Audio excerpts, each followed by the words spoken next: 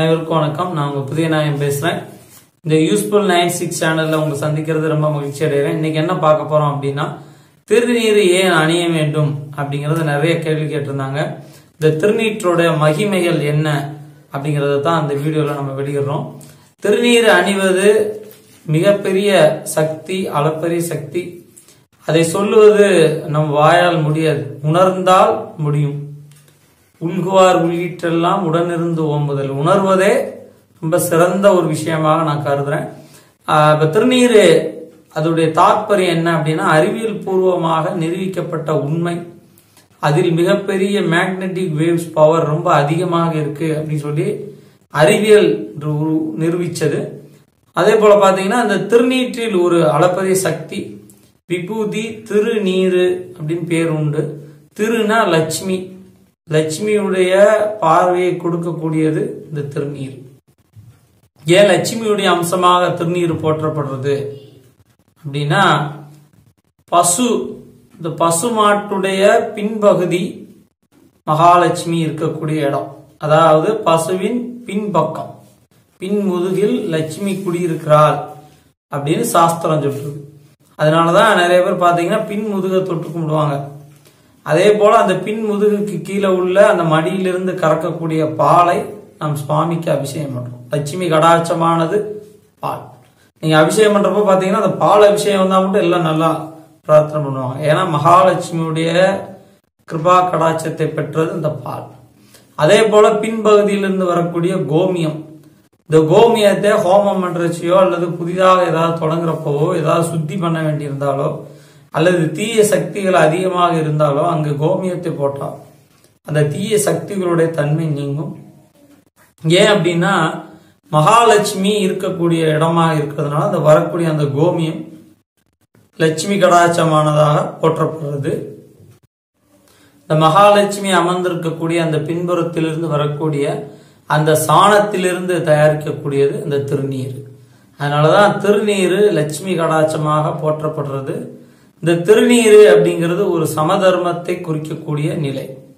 யார் ஒருவர் திருநீர் அணிகிறார்களோ அவர்களுக்கு பிரபஞ்சத்துடைய சக்தி அதிகமாக இருக்கும். இன்றைய மருத்துவம் என்ன சொல்றது அப்படின்னு பாத்தீங்கன்னா, இந்த திருநீர் அணியக்கூடிய இடங்களில் இருக்கக்கூடிய நிணநீர் சொல்லப்படுற இந்த விஷ நீரை அந்த திருநீர் எடுத்து தலைவலியோ விஷ ஜுரங்களோ வராம காப்பாத்துறது அப்படின்னு சொல்றாங்க. அதே போல திருநீரை நம்ம 16 இடங்கள்ல பூசுறோம். தீட்சா எடுத்து முறையாக பூசக்கூடியவங்க, தண்ணீர் குழைத்து பூசக்கூடியவங்க, சம்யுக்தா சம்பிரம மந்திரங்களையோ பஞ்சகல பஞ்சபிரம மந்திரங்களையோ சொல்லி பூசுவோம். அந்த 16 இடங்கள்ல பூசுவோம்.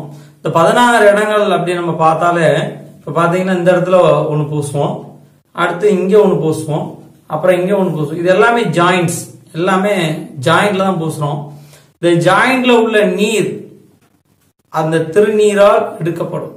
அந்த நிணநீர் நீங்க நல்லா கவனிங்க. இந்த திருநீர் பூசுறவங்களுக்கு வாத சம்பந்தமான உபாதையோ கைகால் வலியோ அல்லது பக்கவாதமோ நீரோ பாதிப்பு வராது. அப்படிப்பட்ட மருத்துவ குணமும் இருக்கிறது இந்த திருநீர். இந்த திருநீர் திருஞான சம்பந்தமூர்த்தி நாயனாரால் ஒரு பதிகம் பாடப்பெற்று கூன் பாண்டியனுடைய கூனையும் வெப்பு நோயும் நீக்கி அற்புதம் பெற்ற திருநீர். இன்னைக்கும் போய் பாத்தீங்கன்னா மதுரை மீனாட்சி அம்மன் கோயில்ல மடப்பள்ளியில் உள்ள சாம்பல் திருநீராக போற்றப்படும். சன்னதிக்குள்ள நுழையிருச்சு, அதுக்கு முன்னாடி பாத்தீங்கன்னா தெப்ப குளத்தை ஒட்டி பெரிய கல்லுல ஒரு குப்பரை மாதிரி வச்சிருப்பாங்க. அதுல நிறைய விபூதி போட்டிருப்பாங்க. அந்த விபூதிக்கு அளப்பரிய சக்தி இருக்கு. நான் மதுரை மீனாட்சி அம்மன் போனேன்னா ஒரு கவர்ல அந்த விபூதியை கொஞ்சம் அள்ளிட்டு வருவேன். எதுக்காண்டி அதை அள்ளிட்டு வருவோம்னா, யாராவது நோயாக இருக்கிறாங்க, எங்களுக்கு ரொம்ப நோயா இருக்கு, எங்க அப்பா ரொம்ப முடியாம இருக்கிறாங்க, நோயால் ரொம்ப அவதிப்படுறாருன்னா அந்த திருநீர் கொடுப்போம், அதை கொஞ்சம் பூசிக்கோங்க அப்படின்னா. நோய்களை நீக்குவது திருநீர். கங்காளன் பூசும் கவச திருநீற்றை மங்காமல் பூசி மகிழ்வரை யாமாகில் தங்கா வினைகளும் சாரும் சிவகதி சிங்காரமான திருவடி சேர்வரே. திருமந்திரத்துல திருமூலர் சொல்ற, ஆற்றல் அடல் விடையேறும் ஆளவாயான் திருநீற்றை போற்றி புகழ்ந்திருந்து போற்றுதன் ஞான சம்பந்தன் தேற்றி தென்னன் உடலுற்ற தீப்பினி ஆயின தீர சாற்றிய பாடல்கள் 10 வல்லவர் நல்லவர் தாமே. திருஞான சம்பந்தருடைய திருநீற்று பதிகத்துடைய கடைசி பாடல். மந்திரமாவது நீரு வானவர் மேலது நீரு அப்படிங்கிற அந்த பதிகத்தில் சொல்றாரு என்ன அப்படின்னா, தேற்றி தென்னன் உடல் உற்ற தீப்பினி ஆகின தீர சாற்றிய பாடல்கள் 10 வல்லவர் நல்லவர் தாமே. இப்படிப்பட்ட ஒரு அற்புதமான சக்தி பெற்றது இந்த திருநீர். திருநீர் அணிபவர்களுக்கு தீய அதிர்வுகளோ நெகட்டிவ் ஃப்ரீக்வன்சி சொல்லப்படுற தீய சக்திகளோ பாதிப்பு ஏற்படுற. முழுநீர் பூசிய முனிவர்க்கும் அடியேன் அப்படிங்கிற சுந்தரர்.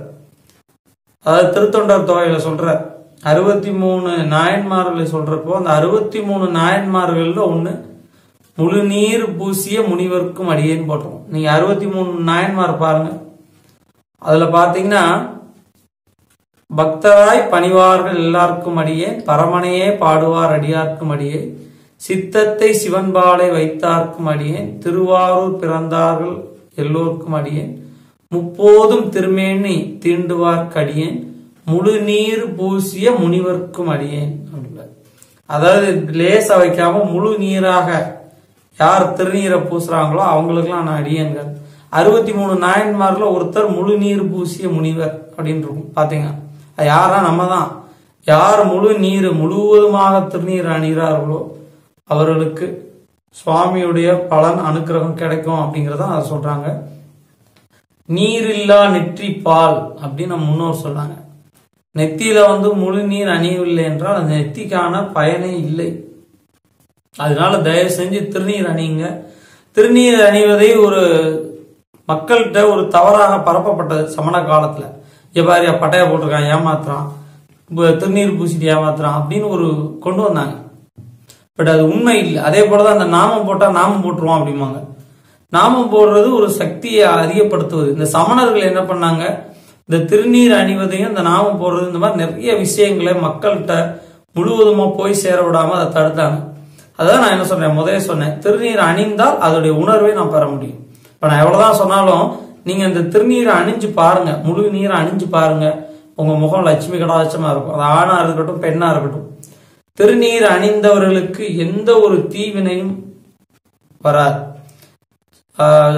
திருநாவுக்கரசர் பாத்தீங்கன்னா சமண மதத்திலிருந்து சைவத்துக்கு வருவார். வந்துட்டு அவர் சொல்றார், இந்த மாதிரி திருநீர் அணிவதனால் நான் அவ்வளவு புண்ணியம் பெற்றேன். நீராண்ட புரோதாயம் ஆட பெற்றோம், நீரணியும் கோலமே நிகழப் பெற்றோம், காராண்ட மலை போல கண்ணீர் சோர கல்மணமே நன்மணமாய் பறைய பெற்றோம் அப்படிம்பார். பாராண்டு பகடேறி திரிவார் சொல்லும் பணி கேட்க கடவோமல்லும் அப்படி அது பதியம் போயிட்டே இருக்கும். அதுல சொல்ற திருநீர் பூசுற பாக்கியம் எனக்கு கிடைச்சது. ஏன்னா சமண மதத்துல திருநீர் கிடையாது. அதனால திருநீர் ஒரு அற்புதமான சக்தி பெற்றது. இந்த திருநீர் கையில் வலது கையில் எடுத்து தலையை மேல் நோக்கி இப்படி திருநீர் பூச வேண்டும். இப்படி ஒரு பக்கமா நம்ம பூசிட்டு மறுபடியும் இந்த பக்கமாக போகக்கூடாது. அதே போல திருநீரை வலது கையில வாங்கி இப்படி வலது கையில எடுத்துடணும். எடுத்தான் பூசணும். இடது கைக்கு மாற்றக்கூடாது. மீதமாக இருக்கக்கூடிய திருநீரை ஒரு பேப்பர்லயோ அல்லது ஒரு துணியிலையோ நம்ம கட்டி வச்சுக்கணும். கால் பட இடங்கள்லயோ அல்லது அசுத்தமான இடங்கள்லயோ கீழே போடக்கூடாது.